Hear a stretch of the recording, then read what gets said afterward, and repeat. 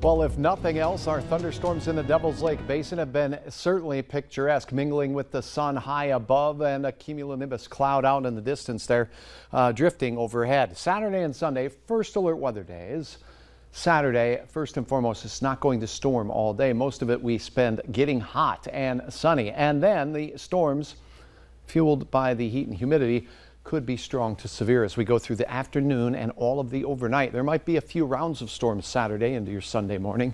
Those could be severe, mostly in North Dakota, and on Sunday, then a redevelopment of storms in the afternoon and evening, mainly east. So here's the aerial coverage from the Montana border into northwest Minnesota, encompassing all of North Dakota.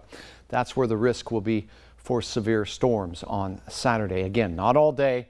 If storms approach, know they could be strong to severe. We'll keep you posted because the timing and the track of these thunderstorms could certainly change a bit. Then on Sunday, that risk shifts from the southern Red River Valley into Minnesota. And by the evening, these should be exiting off into eastern Minnesota, leaving us with a quieter overnight as we take a look at that cumulonimbus cloud there in the distance from the Devil's Lake Basin. Those storms falling apart, a couple along the international border have a little more energy. These were pretty well forecast last night, moving at about 20 miles per hour to the south and east out of Morris, heading into northern parts of Kittson County here. We may see the strongest storm in the region impact that area. Still, even though it is a strong storm, it has been well below severe criteria. You might get some small soft hail out of that. Hoople and the Mant area in the Walsh County area, western Walsh County, seeing a chance of some showers and storms. This is what happens when a storm collapses. The rain makes its way out, poof, out burps some air from the storm, and we see these clouds forming and rolling away.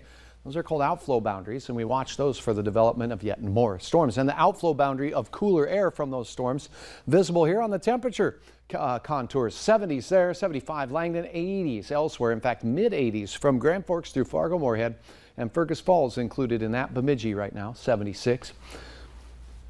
It is sweltering and sticky out there. Even though we're not sweltering hot, we have a lot of humidity in the air. Those dew points are akin to what we would see in the Gulf Coast states. And in fact, a look at your current conditions at Hector, 84 there, 82 at Moorheads Airport. The wind is light, and we do have a 64-degree dew point temperature here. Remember, that dew point temperature, we have to cool our air down from this temperature to the dew point of 64 for the chance at some haze and fog to form.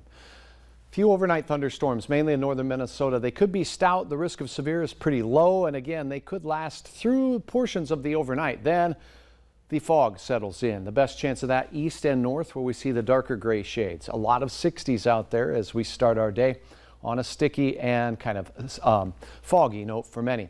It should be dry through the first half with mixed sunshine and clouds, and temperatures near 80 degrees once again. Storms tomorrow form out in the western Dakotas. They could be strong to severe there. Our western counties have the best chance at seeing strong storms. We could see pimples on the radar here, isolated storms in Lakes Country in the Southern Valley. This all exits as we head towards your Thursday night. So hit and miss showers and storms in the forecast again, mid 60s to start your day. We'll see a fair amount of clouds and temperatures topping in the low 80s. And then there's this fella. He's off looking for things, looking for anything out there to look at. And look at this. Watch him.